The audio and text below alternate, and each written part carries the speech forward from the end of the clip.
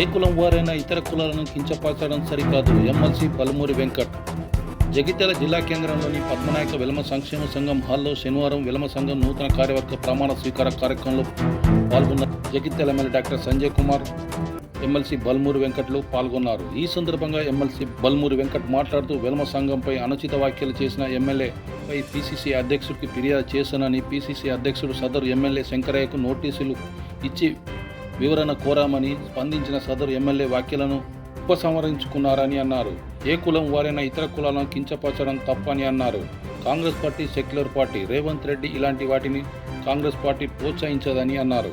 ఏదైతే రాహుల్ గాంధీ గారి విధానం కానీ కాంగ్రెస్ పార్టీ విధానం కానీ, కాంగ్రెస్ పార్టీ ఒక సెక్యులర్ భావజాలాలు ఏదైతే సంబంధించి అన్ని కులాలని అన్ని మతాలని కలిసికట్టుగా తీసుకొని ముందుకెళ్ళాలి అని ఉండే ఒక ఐడియాలజికల్ పార్టీ కాంగ్రెస్ పార్టీ. ఏదైతే నిన్న షాద్నగర్లో మా ఎమ్మెల్యే శంకర్ గారు మాట్లాడిన సందర్భము, ఒక మీడియా ఇంటర్వ్యూలో మాట్లాడితే దాన్ని కొన్ని వర్డ్స్ని కట్ చేసి ఒక వ్యక్తుల పేర్లు తీసుకున్నప్పుడు దాన్ని వక్రీకరించి వేరే రకంగా సర్క్యులేట్ చేయడం జరిగింది. దానికి సంబంధించి ఏదైతే కాంగ్రెస్ పార్టీలో ఉన్న శాసనసభ్యులు ఏదైతే సంబంధించి సంజయ్ గారు కానివ్వండి, దానితో పాటు ప్రేమ్సాగర్ రావు గారు, మదన్ మోహన్ రావు గారు, మైనంపల్లి రోహిత్ గారు, విజయరమణారావు గారు, గడ్ర సత్యనారాయణరావు గారు, శాసన మండలి సభ్యులుగా ఉన్న బల్మూరి వెంకట్, అదేవిధంగా నేను, అదేవిధంగా భానుప్రసాద్ రావు గారు, దానితో పాటు మంత్రిగా పనిచేస్తున్న జూపల్లి కృష్ణారావు గారు అందరూ కూడా ఈ యొక్క విషయాన్ని సంబంధించి గౌరవ పీసీసీ అధ్యక్షుల దృష్టికి తీసుకొని వెళ్ళడం జరిగింది. పీసీసీ అధ్యక్షులు ఇమ్మీడియట్గా దానిపైన స్పందించి శంకర్ గారు మాట్లాడిన మాటలకి పార్టీకి ఎటువంటి సంబంధం లేదు, పార్టీ చాలా స్పష్టంగా దానిపైన శంకర్ గారిని కూడా వివరణ కోరడం కూడా పీసీసీ అధ్యక్షుడు మహేష్ కుమార్ గౌడ్ గారు వివరణ కోరడం కూడా జరిగింది.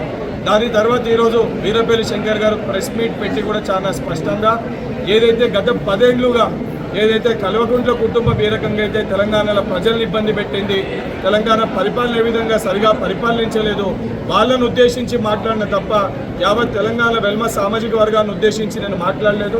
ఆ రకంగా నేను మాట్లాడి వెల్మ సామాజిక వర్గానికి ఎవరికైనా ఇబ్బంది కలిగినా, బాధ కలిగినా ఆ వర్డ్స్ని కూడా నేను ఉపసంహరించుకుంటున్నానని చాలా స్పష్టంగా వారు చెప్పడం జరిగింది. వారు కాంగ్రెస్ పార్టీ శాసనసభ్యునిగా ఉన్నారు కాబట్టి తప్పనిసరిగా ఎవరైతే వెల్మా సంబంధించి యావత్ తెలంగాణ రాష్ట్ర వ్యాప్తంగా కానీ ఆల్ ఇండియా వెల్మాస్ అందరూ కూడా ఎవరైతే వారి మనోభావాలు దెబ్బతింటే పార్టీ పరంగా వారికి కూడా బహిరంగ క్షమాపణ కోరుతూ 100% ఏదైతే ఎవరు కూడా వ్యక్తిగతంగా ఎవరిపైన బాధ ఇబ్బందులు ఉంటే, ఎందుకంటే గతంలో 10 ఏళ్ళు బీఆర్ఎస్ పార్టీ అధికారంలో ఉన్నప్పుడు అత్యధికంగా ఇబ్బందులు పడి అత్యధికంగా కేసులు పెట్టుకొని అత్యధిక భౌతిక దాడులు ఏదైతే అనుభవించిన వ్యక్తిని నేను, ఇదే వెల్మా సామాజిక వర్గానికి చెందిన వ్యక్తిని. ఆ రోజు ఎన్ని ఇబ్బందులు పడ్డా కూడా పార్టీకి విధేయుడుగా, పార్టీకి సిస్టమ్కి విధేయతతోటి, ఒక సెక్యులర్ భావజాలతోటి పార్టీ ఐడియాలజీని నమ్ముకొని పార్టీ కోసం కష్టపడితే ఇదే వెల్మా సామాజిక వర్గానికి సంబంధించిన ఒక వ్యక్తికి ముఖ్యమంత్రి రేవంత్ రెడ్డి గారు పార్టీ అధిష్టానము శాసన మండలి సభ్యునిగా ఈరోజు అతి చిన్న వయసులో నాకు అవకాశం కల్పించింది. కానీ ఈ రకంగా వ్యక్తుల భావాలు దెబ్బతినే విధంగా ఏదైతే రాష్ట్ర వ్యాప్తంగా ఉన్న ప్రజాప్రతినిధులు కానీ వ్యక్తులందరూ కూడా వ్యక్తిగతంగా ఎవరిపైన కోపం ఉంటే వ్యక్తిగతంగా వారి పేరుతోటి వారిని దూషించాలే తప్ప ఇలా కులం పేరుతోటి ద్వేషించి ఏదైతే వాళ్ళని తిట్టి దూషించి వాళ్ళ మనోభావాలు దెబ్బతీసే విధంగా ఎవరు కూడా ఏదైతే సంబంధించి వారు మాట్లాడిన అదొక ఇంటర్వ్యూకి సంబంధించిన ఒక క్లిప్ నిన్నటి స్పెషల్. అందులో వారు చాలా స్పష్టంగా మొదట కేసీఆర్ గారు వారి కుటుంబం అనే పేరు కూడా మెన్షన్ చేశారు. కాకపోతే దాని తర్వాత మాట్లాడిన వర్డ్ కేవలం అది కనబడ్డది కాబట్టి దాన్ని వక్రీకరించి ఆ రకంగా కనబడ్డది. సరే 100% ఎక్కడైతే పార్టీకి సంబంధించి ఏమన్నా క్రమశిక్షణ తప్పినా, ఇప్పుడు పార్టీలో ఉన్న వ్యక్తులుగా ఒక వ్యక్తి తప్పు మాట్లాడినప్పుడు పార్టీలో ఉన్న శాసనసభ్యులు ఇమీడియట్గా పీసీసీ అధ్యక్షుడి దృష్టికి తీసుకొని వెళ్ళారు.